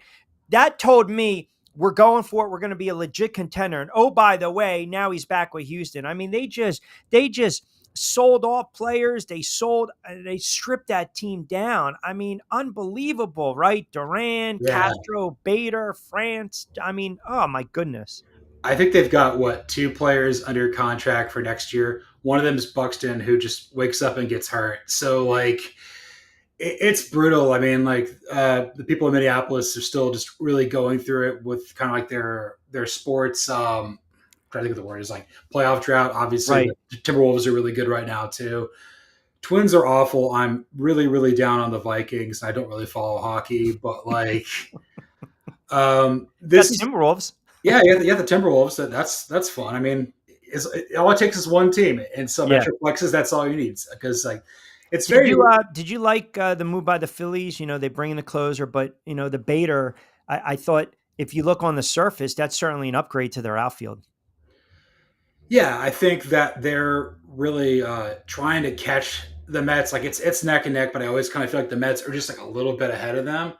And you're basically trying to go for like positioning here of like, okay, maybe the Brewers or the Dodgers slip up and I get a top 2 seed to avoid, playing a wild card game at home. I don't know. Like, there's kind of been mixed feelings about what's happened in Philadelphia. Like, did they do enough? I feel like other teams were more active out there, but like again, the Phillies, like they've been progressively worse every year in the postseason since getting to the World Series in 22. They lose the Diamondbacks in 21 in the NLCS. They lose last year to I forgot who they lost last year. Dodgers, Mets, Brewers. Mets, yeah. Mets, there you go. If you lose in the wild card round with this core, like you got to blow it up. I think so. I mean, I think this is kind of your last, your last gasp, to be quite honest, because of that core and how much they paid a lot of these players. And I think too, let's be honest, you paid Harper a lot of money, right? And as soon as he leaves Washington turns around and Washington wins the World Series. Like he was brought in to be that guy to help lead them to not only get to the World Series, but to win it. It's yet to be seen. I think it's going to be a 1-2 race there between the Mets and the Phillies. My Yankees have so many issues right now. I don't think Toronto is legit. And I know the Yankees are only 3.5 back. I just don't believe in Toronto because they can't really score runs. But the Yankees, they're dealing with the injuries, obviously. And you got the whole issue with Judge. Their pitching is hit or miss. And, this is the year. If if they get bounced in, say, the divisional round or the ALCS again, and Boone has some horrible, horrible calls or decisions, and he doesn't go to the pen, or he's got a shuffling of the lineup and it blows up in his face, you got to get rid of him. Like I'm 4 or 5 years removed from thinking this guy, is going to help them win a World Series. That's just me. I think they should have gotten rid of him a couple of years ago, but the Yankees, they have a tendency to be overly loyal. They kind of did it Yeah. with Torrey as well, and Torrey was overly loyal to some of the aging players. But do you believe that this is kind of a all-in proposition for the Yankees? Like, if they can't win it this year, then you got to just make some changes. 100%. Like, you basically need to get to the World Series again, or if you were to lose to, like, I don't know, Houston in the ALCS, but like one game, maybe you can convince yourself somehow that he's going to be back. But I think every other team that's kind of in contention in the American League, like, they're kind of on the uptick, or like they're kind of shocked to be there. Like Houston, for example, maybe Toronto. Boston's kind of been a lot better than I expected. Obviously, Detroit's in the sweet spot, and then Seattle's kind of ascending. Remains to be seen how you or anybody feels about Texas, but like, they won it all 2 years ago. They're kind of on easy street as well. But like the Yankees, they're just in a different box by themselves in the American League, and everybody's looking at Aaron Boone to not screw it up, and everybody needs to see, okay, Aaron Judge, you need to make it happen in October, bud. Yes, and it's all about October when you're a Yankees fan. What do you got going on with Fansided and the pods as well? Yeah, so a lot of trade deadline stuff the last couple of days, a lot of NFL training camp sort of things. College football is kind of going to be back in the circle probably next week. Got to get through the trade deadline and everything like that. I wrote something about the teams that are going to regret missing out on Eugenio Suarez. I also wrote about like what moves Alex Anthopoulos should have done but didn't do because Liberty Media's got his hands tied behind his back. Over on the pod sort of thing, we kind of had a fun episode the last one of summer where we didn't talk about college football. We debated like barbecue, what's our favorite like fast food, gotta have it items. Because in next week we start like our SEC preview, Big Ten preview, and so on. And then over on Blog and Dirty, what are we doing? Training camp and everything. People are freaking out that James Pierce Jr. loves getting in fights. Jalen Walker's missing practice, but like it seems pretty positive for the most part there at Flowery Branch. So I'm excited to see what the Dirty Birds do this year. Maybe they'll catch the Bucks. Who knows? I don't think it's a very strong division, but you never know how it plays out. All right, my friend. Yeah, next week we'll start to dive into a little more college football and look ahead to the NFL. But of course, John Bueller does a great job. Give him a follow at Fansided as well. Does all the podcast. Kind enough to join me every Friday at 5:05. Appreciate a couple moments, my friend. You have a wonderful week and great insight as always, pal. Awesome. Thank you. You do the same, Rich. All right. You got it. Be well. There you have it. My guy, John Bueller. Give him a follow. As I mentioned, does a great job. Quick timeout. Want to get to some of these comments and we'll reset the table on the other side.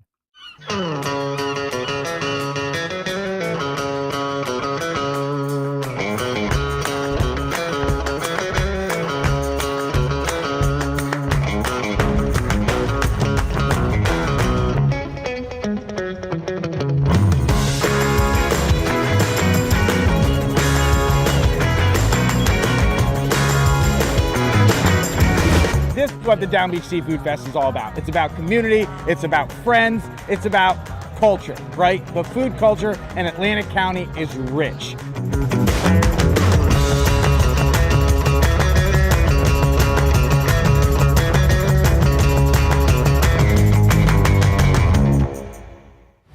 Hidden in an abandoned campground in South Jersey lies a mystical encounter with booze and spirits, where bonfires burn, shadows dance, and flavor favors the bold. Ghosts, ghouls, goblins, grown-ups, it's time to reclaim Halloween. This is Witchcraft, October 10th and 11th. For tickets and information, visit witchcraftnj.com. All right, 5:35. Welcome back. A Friday edition of Middays with Q. Rich Quinones here. So Ed Warder tweeted this out about an hour ago. Despite his public ridicule of the Cowboys organization and his trade request to the Dallas front office, I'm told Micah Parsons has no intention of leaving training camp and incurring $50,000 in daily fines as mandated by the NFL. Oh, man, you cannot make this stuff up. JB chimes in. Q, I know you're very passionate about what you do, and I always enjoy your rants and your opinions, but I'm a Saints fan, and I swear to God, I pray that Sanders is a decent quarterback in comparison to what we drafted. There's not a shot on Tyler Schoen. It's a shot at management, because how on earth can you justify drafting Schoen over the most accurate guy in CFB and no O-line? I know you're not a big Sanders fan, Q, but I would love to see him cut or released and signed by my Saints. Listen, it's a fair. Again, these are all fair questions you guys are asking, right? Nobody knows. Like we want answers, and I think what we try to do, and it's just human nature. The answer that makes us feel, all warm and snuggly, like, because that's what we want to believe. That's what we want to believe, and ultimately, that's not always the case. Now, I can tell you right now, this kid, Tyler Schoen, or however you pronounce his name, he's not better than the Shedeur Sanders. And I think the Saints are going to stink, right? And I know this kid, Gabriel, is not the answer as well. I mean, I'm looking at, some of the stats now. If you want to overvalue, undervalue what goes on in training camp, this kid's 3 of 14, 21%, one pick. He's had a rough day. Some of these guys have rough days, and you can look great in training camp, and you can look great on 7-on-7, 11-on-11. You can look great in the red zone, the opportunities. And again, it's training camp. You want the reps. There's a gentleman, Mike in Ohio, that listens in all the time. He's a big time Browns fan. He tweeted at me this link that, there's a sentiment that the Browns drafted Sanders to initially tank his career. And, people basically have just squashed that notion that the team doesn't want the kid. Here's the thing. I don't care if it's a 3rd, 4th, or 5th round draft pick. You're not drafting someone so they can fall on their ass. That's a wasted draft pick. That is a wasted draft pick. NFL teams don't want to waste draft picks. They don't. They don't want to waste draft picks. Michael says baggage with Shedeur along with red flags, reason why he dropped. And to Michael's point, you don't like not Michael, but some of you guys don't like the red flags that we talk about when players drop. And attitude is everything, man. How you present yourself, how you come off, how you shake hands, the grip. Are you making eye contact? Are you laxed? Are you lapsed? Are you just kind of looking disinterested? Man, they check. You got to check the boxes. You got to check the boxes. And if you don't check the boxes, team's going to bypass you. That's just how it is. And if it turns out that you become a great quarterback, that's great. 31 teams missed out. 31 teams made a mistake. Fine, I get it. Parsons' next team odds, by the way, -300 for Dallas, +1,000 for the Eagles, Pats, Chargers +1,500, Jets +2,500. How about San Fran +1,600? Listen, it's hard when you're a team like the Dallas Cowboys. NFL franchises don't want to be drama shows. They don't. They don't. But the business side of sports stinks. It's a cutthroat business with some of these teams. You get hurt, career's over. It's like being a fighter. You're 5-0, you're ascending. You decide I'm going to take that 8-rounder against a journeyman to pad my record, and I get knocked out in the 3rd round, and all of a sudden my promotional team drops me. I'm screwed. It's a dirty, dirty, dirty business. But when you look at the Cowboys, the way they mismanage players or contracts, it's really hard to take them serious as an organization. That's why when some of these Cowboys fans come at me, I'm like, yeah, you can make fun of my Giants. That's fine. And call them a cluster and laugh because they didn't want to re-sign Barkley. And that was the right move. It was the right move. The Giants made the right move. Because if Saquon played 4 games last year, tore up his knee, everyone's saying, smart move. But because he ran for 2,000 yards, everyone's saying, dumb move. The Giants weren't going to pay him. He went with a great team, a great offensive line. He had a wonderful season. Kudos to Saquon Barkley. But I'll tell you right now, the Giants are more serious about what they're trying to build than the Dallas Cowboys are. Yeah, they brought in 2 veteran quarterbacks, but they also know the percentages. They're playing it long. They know if they can squeeze a little bit out of Russell Wilson, that means Dart gets to sit a little more. If they don't, they believe they're going to get the kid enough reps, he should be ready. If not, you got the backup in Winston. But the Cowboys are a you-know-what show. And it should be about football, but that's not how businesses are done. It's not how businesses in the NFL operate. It's not. And again, I would be talking out of both sides of my mouth if I said it any other way. When you have players that are always in front of the microphone and they're taking shots at their teammates, they're questioning coaches, they're questioning how management is doing things during the season, and you're not winning and you're not performing at a high level, that will bite you in the ass. And Jerry Jones decided enough is enough with this guy. Now, is he worth the money that we talked about? 25, 26, not over 10. Is he a very good defensive player? Yes, but I'm weighing the risk to reward. You take them off that defense, are they better? No, they're not. But they're also not going anywhere this year. And I think Jerry basically just got fed up.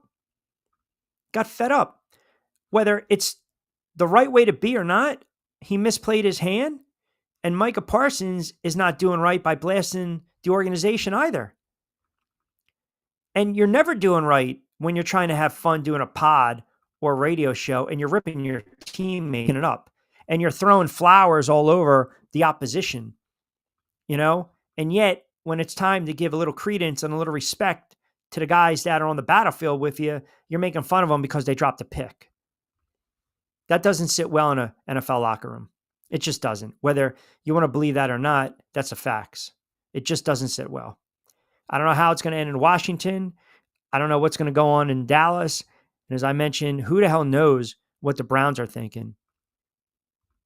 There are some teams that are very lucky they don't have to worry about this drama. The Buffalo Bills have a franchise quarterback.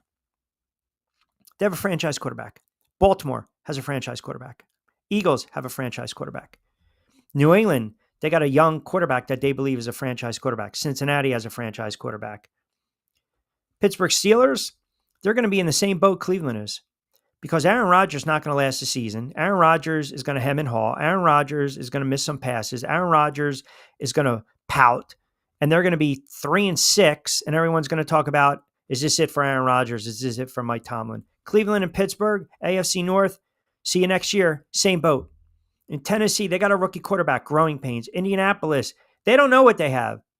And Jacksonville, they believe they have a franchise quarterback in Trevor Lawrence, but if not now, when? Houston, they also believe they have a franchise quarterback. Took a little bit of a step back. There's like 3 or 4 teams in the NFL that have major question marks at the quarterback position. They really do. Look, as much as you guys make fun of me regarding Sam Darnold, Minnesota isn't trusting J.J. McCarthy. He's coming off a major injury. If that doesn't work out, you're not going to, you're not winning games with Sam Howell or Brett Rippon. You're not. They're hoping this kid is upright and he's healthy and he can be that said franchise quarterback. Kansas City franchise quarterback, Denver franchise quarterback, Chargers franchise quarterback. Dallas has an aging franchise quarterback. The Giants have a quarterback issue right now. They do. Because Russell Wilson and/or Jameis Winston, they are stopgaps. That's all they are. They're bridge quarterbacks. You're not building a foundation around those two. It's one of the reasons that it's, as much as I want to see them win football games, and they haven't won a lot of football games over the last decade, the reality is, as a Giants fan, I want to see this kid sooner rather than later. And the only reason I get, to that point, the path to see Jackson Dart is if, A, Russell Wilson gets hurt, and I never wish for anyone to get hurt, or if he struggles. It was different when they had Kurt Warner.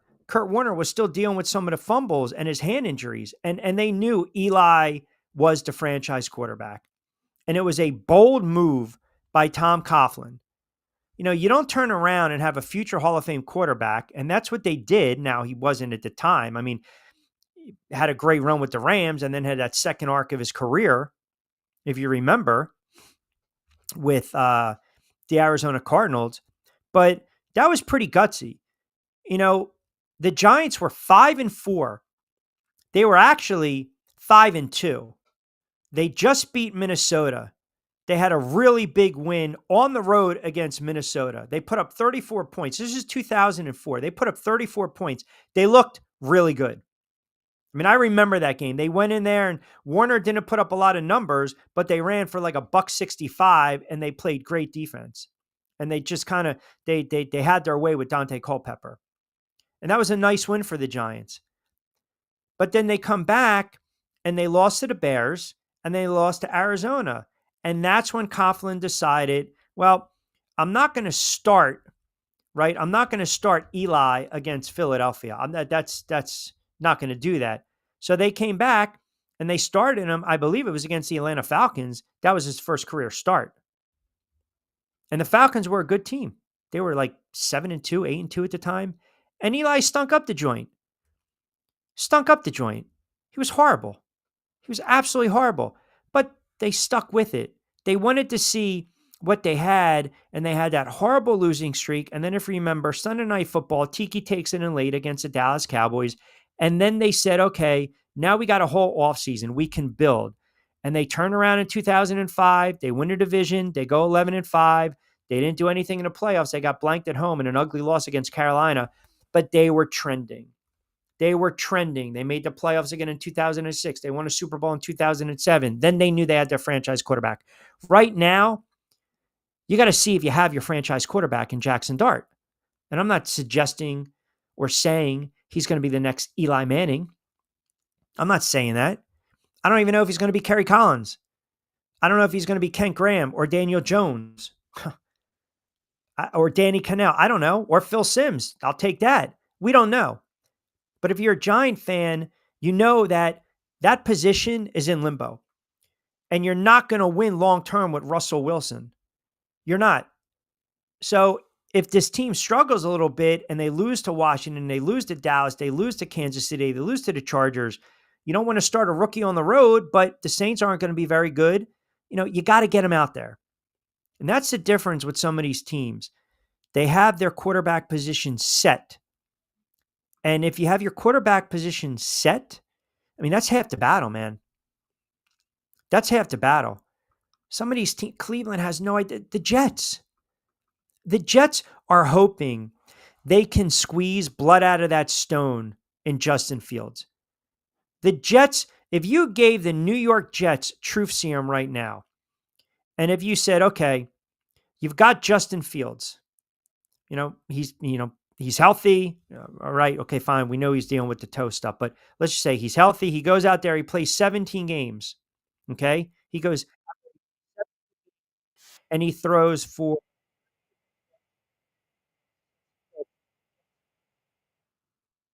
games, right?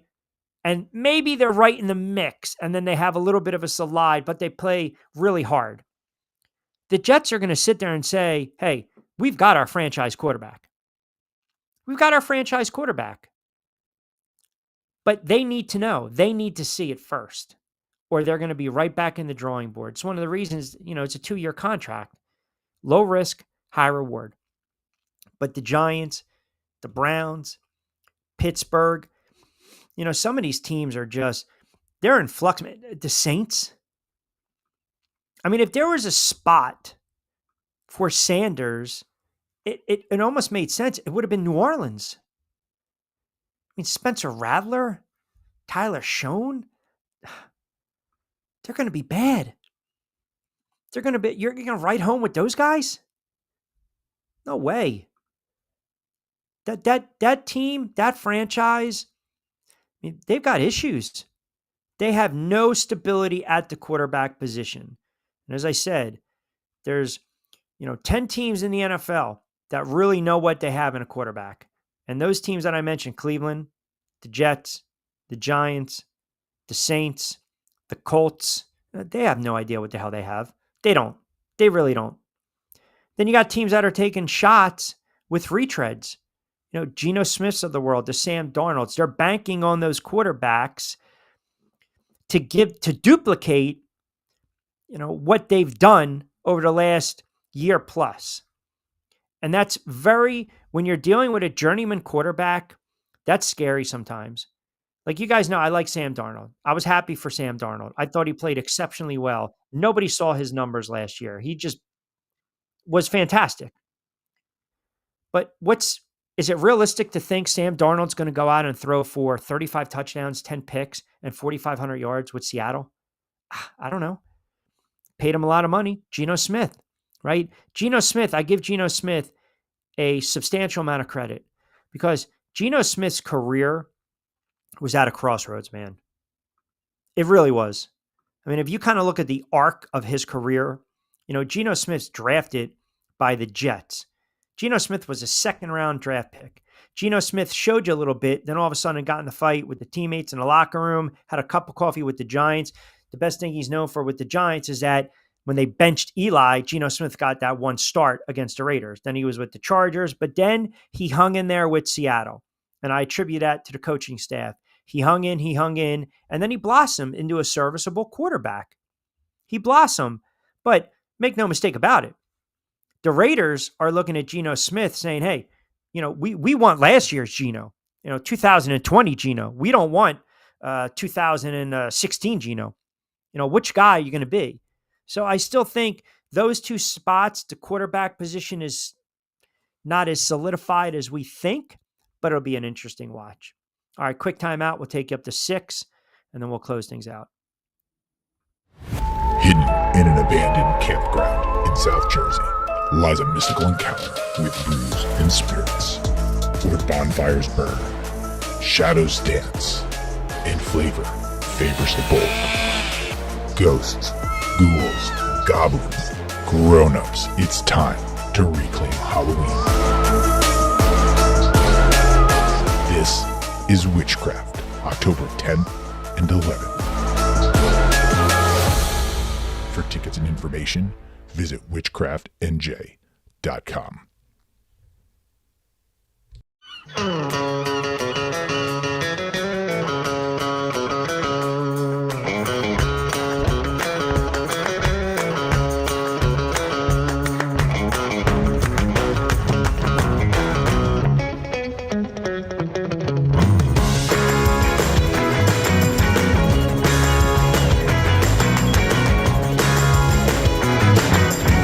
This is what the Down Beach Seafood Fest is all about. It's about community, it's about friends, it's about culture, right? The food culture in Atlantic County is rich.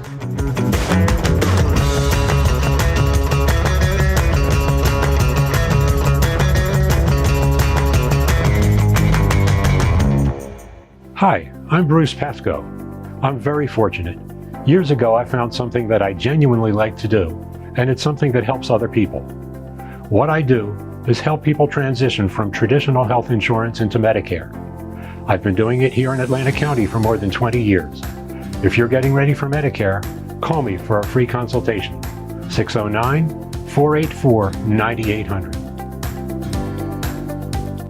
All right, welcome back, everyone. 5:52. We'll take you up to 6 on a Friday edition. I don't know. A lot of stuff made me say, what the frig, this Friday in this week with everything going on. I mean, sports world is just, it's absolutely goofy. I mean, the one story I was kind of like, are you kidding me? The nonsense with the Phillies fans in the stands, and we'll kind of leave that alone. But a couple of things. I started to watch Reacher on Netflix. I'm season 1. It's not bad.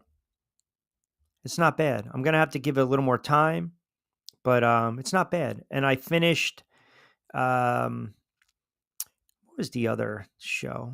It'll come to me on Monday. Oh, this is what I did want to mention. So ESPN taking the last great show on NFL Network. I mean, talk about the monster that is the mothership. You getting Red Zone right now? Getting all that programming? Man. So they obtain Red Zone and other media assets from the NFL, which tells me now I don't need to see Solitary A and McAfee on Red Zone. I mean, can we have just left it alone and let Hansen do his thing? Seriously. Can we just left it alone? But that's not what the mothership does. The mothership comes down and they suck the life out of every other outlet. I mean, this deal is going to be worth billions, billions. And if you recall, I said this years ago, this is where the mothership is going to start doing direct to customer service. That's it. So now with that, consumers are looking to pay about $30 a month. So now buyers can cut cable subscriptions even further as people have more choices in how they consume the product. We say consume the product and the most popular and most appealing shows. So right now, this is a 11-year, $111 billion media rights deal with Amazon, CBS, ESPN, Fox, and NBC. That's the NFL. That's crazy. Did you see Musburger last night? The great Brent Musburger throwing it to commercial break. And he mentioned, Hall of Fame game, 2 contenders, the Lions, the Chargers, get a look at the rosters. And then as he's closing it out, he goes, and oh, by the way, the Lions are a 1-point favorite. Oh, my goodness. Unbelievable. Kevin C. chimes in, Q, no mention of Stroman being released. Yeah, I mean, that's a surprise move. It is. I mean, they didn't land a pitcher, but they decided that's it. I think they're going to eat $5 million plus left on his contract. All right, tomorrow and Sunday, I'll be on the call for the Louisiana Spice. They play Atlanta, Mississippi. That's WABA, Women's American Basketball Association. Also, we're dropping 2 new shows, part of the channel itself, Tropical Pets Ahora, which is going to be sports betting in the Caribbean. We also have Caribbean Deportes Talk, which is going to highlight some athletes from the islands. That'll be dropping later tonight and tomorrow. All the Back Your Play audio is now up on Spotify, Amazon, and also Apple Podcasts. So just search Back Your Play.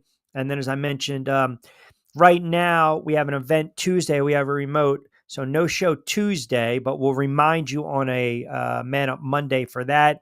We'll go through everything that happened over the weekend, baseball, a lot more NFL. We are going to add in a couple different segments. And as I mentioned, we have some announcements as far as time-wise, show going forward. So definitely keep us locked in. Give me a follow on all social media accounts. Very, very easy to do. At Rich Q on X, on IG, the YouTube channel as well, and then TikTok, Rich Q on the mic. And we appreciate our guy, John Bueller, joining us from Fansided. Does a great job with all of his college football, his Atlanta Falcons, his Georgia Bulldogs stuff. So give him a follow as well. Next week, as I mentioned, we'll be back in the saddle on Monday. Lloyd will probably join us Monday, and then back again on Thursday. Costco, Jonathan Marshall during his weekly spot. Steve Gardner back on baseball. We're going to push that since we'll be on the road on Tuesday. We'll rip through everything that transpired during the MLB trade deadline, winners, losers. We'll look at the last month or two of the baseball season, see how those odds have kind of fluctuated when we're talking NL, AL, Cy Young, MVP race. We'll go through the schedules as well, get Steve's thoughts on the Mets, the Yanks, and the Phillies that we typically do, his O's as well, and some of these teams really selling off. Also, we're going to start doing a little off-season NBA talk. We're going to start to look at some future lines, and we've already got some of the lines right now for the NFL Week 1. So I've already started to do a little homework. Opening lines Thursday night, September 4th. Eagles already laying 7.5 against the Cowboys. Be interesting to see if that line moves a little bit as we creep closer and say Parsons is not available or the Dallas Cowboys traded him. We'll see how that line potentially moves. We'll monitor what's going on in Washington and, of course, Cleveland, and always keep you guys up to speed. So, as I mentioned, got to start wrapping up. Excellent stuff. Always appreciate the opinions from you guys. Great eyeballs today on the YouTube channel, on X, on Facebook Live from our good friends over at Triax57, Triax57.com. Give them a follow, like, comment, subscribe to their YouTube channel. Also follow them on Facebook Live. They're doing a very good job capturing local news and weather and sports down the Jersey Shore as well. So with that being said, We'll wrap it up. No plays on this Friday. Back in the saddle on Monday. No show on Tuesday. Full shows Wednesday, Thursday, Friday. And definitely check out Back Your Play, powered by our good friends over at Frost Roasted Coffee with the BYP20 code for 20% off your first purchase. That's on Apple, Spotify, Amazon, Buzzsprout, Podchaser. I put the link in the YouTube channel as well. All the divisions that we broke down in the NFL are up there. All the conferences we broke down, Big 10, Big 12, SEC, ACC with Costco. That audio is all locked and loaded. It's all up there. So I want you guys to definitely give a listen, comment, like, subscribe. That's all you guys need to do. Moving the bunker to a secure location in K-May County next week. Not sure I get you the YouTube there. Don't worry. We'll figure it out de facto. There's always a way, my friend. There's always a way. All right. You guys have a good Sports Friday. Appreciate everyone keeping us tuned in. Friday edition Middays with Q. As always, I'm Rich Quinones. Be safe, be sound. Have a wonderful sports weekend. And as always, hasta luego, buen día.